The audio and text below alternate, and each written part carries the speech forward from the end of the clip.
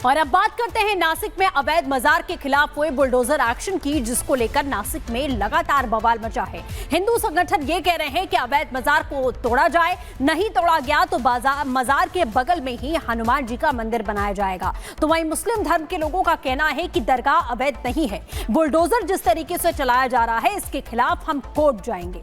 देखिए।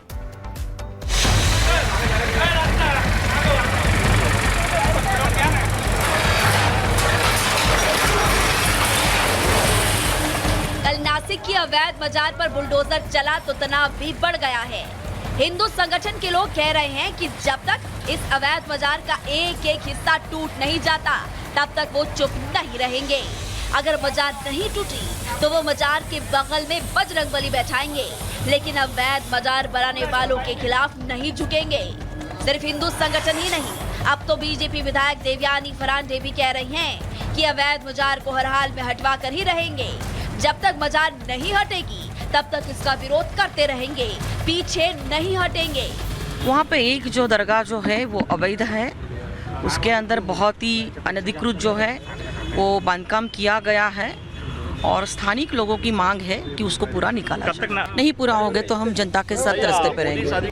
कल से नासिक में अवैध दरगाह को लेकर तनाव बढ़ा हुआ है। तनाव इतना ज्यादा है कि कर्फ्यू तक लगा दिया गया। पूरा शहर कर्फ्यू के साए में है। हालांकि भारी तनाव के बीच नासिक महानगर पालिका ने हिंदू संगठनों से 7 दिनों का समय मांगा है। इन 7 दिनों में नासिक महानगर पालिका के अधिकारी इस बात की जांच करेंगे कि मजार अवैध है या नहीं, क्योंकि मुस्लिम धर्म के लोगों ने दावा किया है कि मजार वक्फ की जमीन पर बनी है और अवैध नहीं है। नासिक पुलिस आज भी अवैध मजार के आसपास सुरक्षा के पुख्ता इंतजाम किए हैं। मैं तस्वीरें दिखा रहा हूं किस तरह से नासिक पुलिस ने आसपास जो अवैध मजार है, क्योंकि जिस तरह से कल विवाद हुआ था और आज भी विवाद ये बना हुआ है। फिलहाल जो है स्थिति सामान्य है, लेकिन जो नासिक पुलिस है सुरक्षा में कोई कोताही नहीं बरत रही है। पूरा छावनी की तरह तब्दील किया गया है। देख सकते हैं किस तरह से पूरा बैरिकेड किया गया है, पूरे इलाके को बैरिकेड किया गया है। देख सकते हैं कि जो पुलिस गाड़ी है, पुलिस गाड़ी के आगे जो है अवैध मजार है। कल नासिक महानगर पालिका की टीम पहुंची थी और जो मजार के आसपास जो दीवारें थी उसको तोड़ दिया है। कल जब अवैध मजार के खिलाफ एक्शन हुआ था तो नासिक महानगर पालिका ने मजार के गेट को तोड़ डाला था, दीवार भी ढहा दी थी, लेकिन मजार अभी पूरी तरह नहीं टूटी है। और इसी बात को लेकर विवाद हो रहा है कि अवैध मजार को पूरी तरह से तोड़ा क्यों नहीं जा रहा। Bureau report, Republic Bharat. Mahakumbh को लेकर राजनीति बहुत हुई, गंगा जल को लेकर भी कई सियासी बयान सामने आए, लेकिन अब हम आपको प्रयागराज से ऐसी खबर दिखाएंगे जिससे आपको विश्वास हो जाएगा कि प्रयागराज में संगम का पानी पूरी तरह शुद्ध है और उसमें कहीं कोई दिक्कत नहीं है।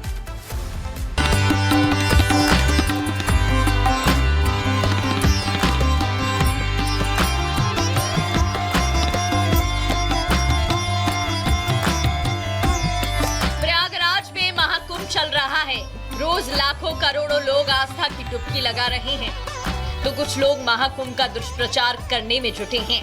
बीते दिनों आपने सुना होगा जब ये कहा गया था कि महाकुंभ का पानी अब न पीने लायक रहा और न ही नहाने लायक, जिसके बाद आपके मन में भी सवाल उठे होंगे कि क्या गंगा का पानी नहाने लायक बचा है। लोगों के मन में डर था कि जहाँ इतने सारे लोगों ने स्नान किया वहाँ नहाने से उन्हें कोई रोग तो नहीं हो जाएगा। कुछ लोग तो ये भी कह रहे थे कि संगम का पानी अब पीने लायक तो बचा ही नहीं है। लोग पहले से ही डरे हुए थे, लेकिन उनके इस डर को और ज्यादा बल तब मिला जब 3 फरवरी को सेंट्रल पॉल्यूशन कंट्रोल बोर्ड की एक रिपोर्ट आई। रिपोर्ट में कहा गया था संगम के पानी में बैक्टीरिया की मात्रा खतरनाक लेवल तक पहुंच चुकी है और इस पानी में फीकल कोलिफॉर्म की मात्रा खतरनाक श्रेणी पर है।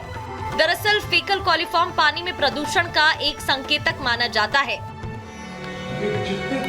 3 फरवरी को जब सेंट्रल पॉल्यूशन कंट्रोल बोर्ड की रिपोर्ट आई तो तभी से महाकुंभ का दुष्प्रचार करने वालों को और मौका मिल गया था कि वो खुलकर महाकुंभ का दुष्प्रचार करने लगे थे। मकसद मोदी योगी की छवि को नुकसान पहुंचाना था, लेकिन अब जेएनयू, एयू और बिहार यूनिवर्सिटी के पर्यावरण वैज्ञानिकों की जो रिपोर्ट आई है उसने संगम के पानी को अशुद्ध बताने वालों को बेनकाब कर दिया। रिपोर्ट कहती है कि संगम का पानी करोड़ों लोगों के स्नान के बाद भी शुद्ध है, नहाने से लेकर आचमन करने तक में कोई दिक्कत नहीं है। ये पूरा प्लेन ट्रांसपेरेंट पानी है ये बोतल आपको नजर आ रही होगी और ये पानी बिल्कुल स्वच्छ आपको नजर आ रहा होगा, कहीं से भी इसमें कोई मिलावटी कण नहीं नजर आ रहे होंगे। ये पानी जो है शोध के बाद इस तरीके से यानी कि ट्रीटमेंट के बाद यहाँ पर छोड़ा जा रहा है। हम खुद भी इस पानी को पीकर आपको दिखाते हैं कि कैसा ये पानी है, स्वच्छ पीने योग्य है या नहीं।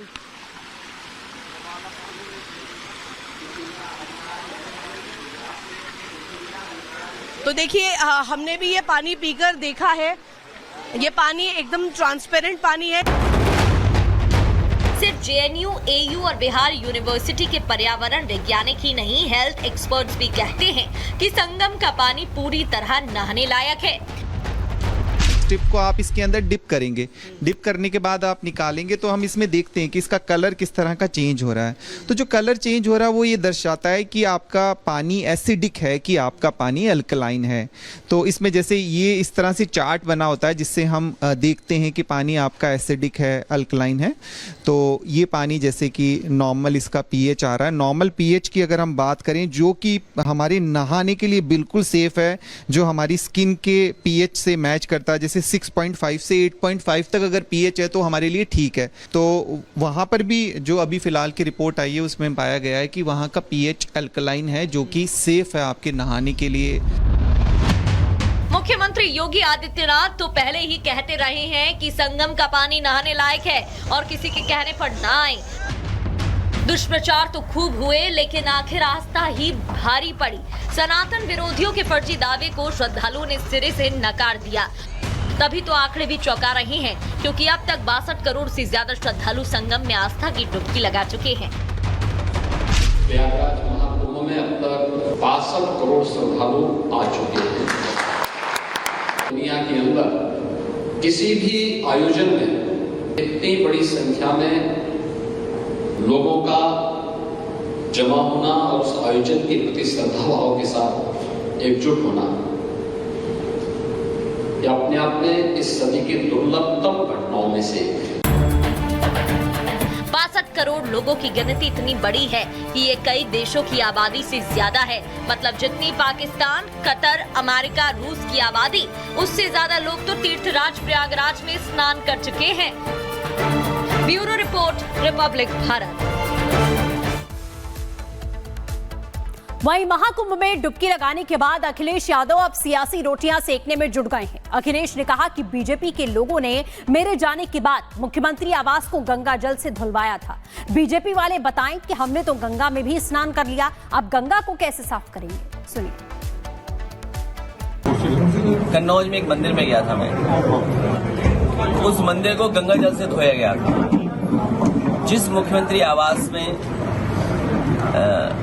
पूर्व में बहुत सारे मुख्यमंत्री रहे, हटे, किसी ने भी मुख्यमंत्री आवास को गंगा जल से नहीं धुलाया होगा।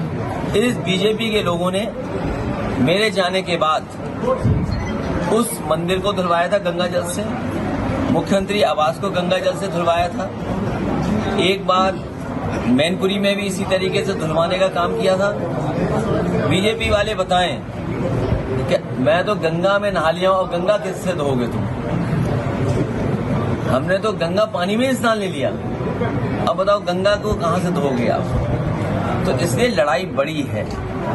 ये जो फुलझड़ियां छोड़ दी जाती हैं छोटी मोटी, इनसे फर्क नहीं पड़ता है कौन क्या कह रहा है।